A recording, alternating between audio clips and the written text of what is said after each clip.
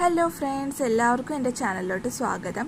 ഇന്ന് ഞാൻ ഒരു മെഹന്തി ലുക്കാണ് ചെയ്യാൻ പോകുന്നത്. വളരെ എളുപ്പത്തിൽ എങ്ങനെയാണ് നമുക്ക് ഈ ഒരു ലുക്ക് ക്രിയേറ്റ് ചെയ്യാമെന്നുള്ളത് നോക്കാം. എൻ്റെ ചാനൽ ആദ്യമായിട്ട് കാണുകയാണെങ്കിൽ സബ്സ്ക്രൈബ് ചെയ്യാൻ മറക്കണ്ട, ലൈക്ക് ചെയ്യുക വീഡിയോ. സോ നമുക്ക് ട്യൂട്ടോറിയലിലോട്ട് കടക്കാം.